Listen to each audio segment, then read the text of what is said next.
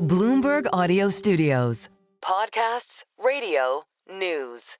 Well, as all of you know, Monday is Martin Luther King Jr. Day, a federal holiday that celebrates the life and legacy of Martin Luther King Jr. Right. And just a reminder, of course, Martin Luther King Day also happens to fall on January 20th, which is the day that President-elect Donald Trump will be inaugurated this Monday. Tim and I will be doing a special edition of Bloomberg Business Week that afternoon, looking at the new incoming administration and all the policies that may come down.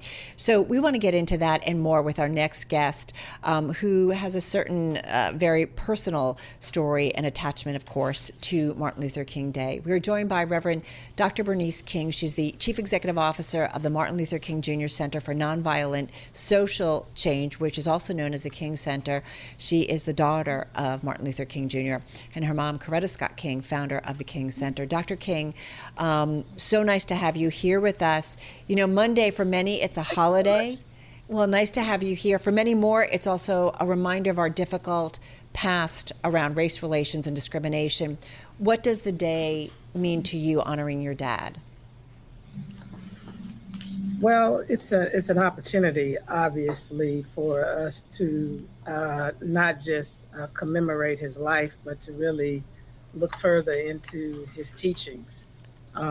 He was not just a civil rights leader, he was a teacher. He left us a blueprint as to how to create a just, humane, equitable, and peaceful world. And every year, one of the things that I encourage is that we study him more, because he spoke about things that we as a nation and world needed to do to fight against what he saw as the triple evils of poverty, racism, and militarism as a threat to our humanity.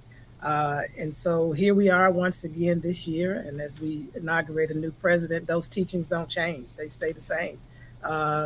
What we have to do is to connect to them and to connect to the spirit of that movement so we can continue to move our nation and world forward.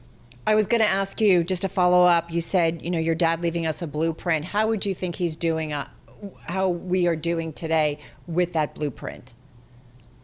Well, you know, he said to us in Where Do We Go From Here, Chaos of Community in 1967, the book that he published then, that we must find a way to live together as brothers, and he meant humanity as brothers and sisters, or together we would be forced to perish as fools. And I think we've not found the way to do that. I think we further divided around different ideologies instead of trying to spend time learning, in spite of our differences, how do we live together? How do we create a coexistence where we don't co-annihilate one another? You know, how do we create a world where everyone has decent and affordable housing and access to health care? You know, how do we ensure that people who may end up in the homeless population, how do we ensure that that is short-lived and we create a pathway to people to reclaim their lives? How do we create a fair distribution of wealth in this nation? He talked about having a radical redistribution of wealth. He didn't talk about it in the sense that we just have to remove wealth from someone else, but we have to figure out how do we balance our economy so that people can have enough to do well.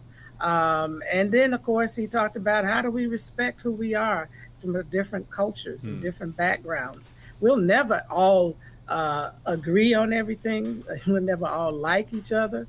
We'll never all think alike, but we certainly can spend time learning how to live together. So that takes a lot of listening, curiosity, it takes a lot of courage, it takes a lot of humility, it takes compassion. These are all the things that he taught us through the spirit and the heart of nonviolence that he led that movement in. Well, it's that last point that I want to talk about, Dr. King, because we've been talking about over the last few months the dismantling of DEI programs at many companies. If I just look at the stories that one of our reporters, Jeff Green, has written in recent months, here are some headlines. Walmart under fire from investors for cutting DEI programs. Meta retreats from diversity and inclusion, appeasing Trump. Amazon is halting some of its diversity and inclusion programs. McDonald's walks back DEI goals in latest corporate retreat. Other companies, including Deere and more. And we've talked about corporate America, did hire more black workers for a while, and then it stopped. How do you, in an environment such as this, where things seem to not necessarily be going in that direction, how do you have optimism? Well, I always have optimism because there are always people, like Target and Costco and others who choose to follow the pathway that we all know is for the best of our nation and our world. Look, if we don't have an inclusive economy as a nation, then we're not going to survive in the global economy. And so I think there are going to be some hard realities we're going to be faced with in a few years if those who have sought to remove DEI have done, it's going to show certain results.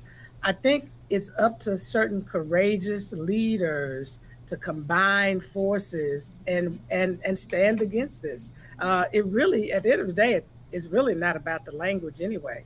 It's about who we are as a people. Do we have a love-centered way of leading our cultures in corporate America, in our educational institutions? When we look around at our different cultures, do we have everyone that's needed in terms of representation at the table? Whether you call it DEI, you call it representation, or you call it a belonging culture, or for us, the beloved community. How do we create beloved community cultures? Because at the end of the day, it's about the outcomes. So if they remove the names, they remove what they call DEI, but then they are still committed to getting to certain outcomes, then maybe there's no problem. But if removing it also means that we're not going to ensure that we have cultures that reflect who we are as a nation and even as a world, then it just means those of us who practice nonviolence are going to have to organize and strategize and come up with plans to put pressure where it's needed. Dr. King, what do you think white Americans still don't understand about Black America today, and what do you believe it will take to achieve true racial equality? Well, the first thing is Black America is not trying to take anything from anybody. I think that's the first thing people need to understand. There's this threat, if Black America were in charge, they will remove us and nothing could be further from the truth. If you study the history of our race, we've always been holistically. It doesn't mean there aren't exceptions in every racial grouping. But if you study as a whole, we're very forgiving people. We are a very inclusive culture. We tend to stand, with what is right and what is fair and what is just. And I think there's a misnomer that if we are in these roles, we may do what others do. I think there's a misnomer as to who we are, that, we just get jobs or we get opportunities just because we're Black. No, we're very qualified. If you spend any time on social media, you'll see the number of young children out of the Black community who are finishing college and getting PhD degrees when they're not even 15 yet. They're not even 14 yet. So we have a very intelligent, a very skilled community, and it doesn't take anything away from anybody else's community who has intelligent and skilled individuals. And so the biggest thing, Daddy said something that was very powerful. He said, people hate each other because they don't know each other. They don't know each other because they don't communicate with each other. They don't communicate with each other because they're separated from each other. And so as long as we keep division and separation, then the myths can continue to be the truth. So we have to find a way, as I said, to learn to live together and cross some of these boundaries and not allow whatever every other commentary may say about, any community to rule the day. I need to come and connect with you. I need to learn more about you. I need to spend time with you. I need to experience your culture. It doesn't mean I may embrace all of it, but I'll have a greater understanding of it. And I think that's what a love-centered person, a compassionate person, a curious person would do, and a person, more importantly, who wants to see a better world. Well, we think about, and we've only got about a couple of minutes left here, but we are thinking about Martin Luther King Day on Inauguration Day, incoming President Donald Trump, and what his administration might bring in terms of policies and what it means for Black Americans and equality in the United States.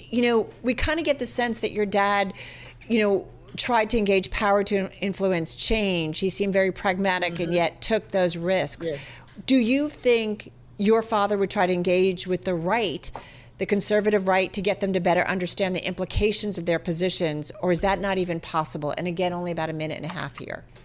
Oh, it's always possible. Nonviolence believes in the possibility. Nonviolence actually can help overcome what seems to be impossible. So through strategy and plan, when he went to see Johnson, and Johnson said, look, I've done as much as I can with civil rights right now. I can't get the votes on voting rights. Daddy went back and said, well, we're going to have to get him some power. We're going to have to help him figure that out. So in this administration, we got to figure out where are the connection points. You know, who are the people in the administration we might be able to have access to who may understand that can then translate the message.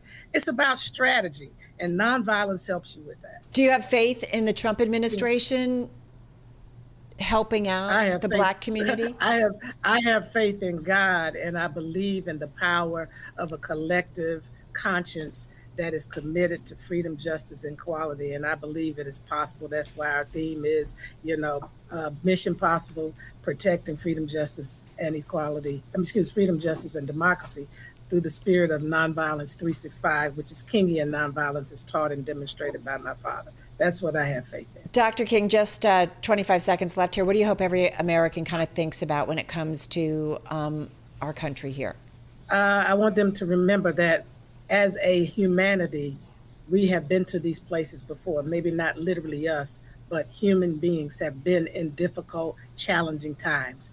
We come from those individuals, and we too have the capacity to rise to the occasion and meet the challenges and move our nation and world forward. Thank you so much for finding time for us. Our thoughts with you, certainly as we prepare for the holiday and to mark his memory and his legacy on Monday. That is Reverend Dr. Bernice King, Chief Executive Officer of the King Center, joining us from Atlanta. This is Bloomberg.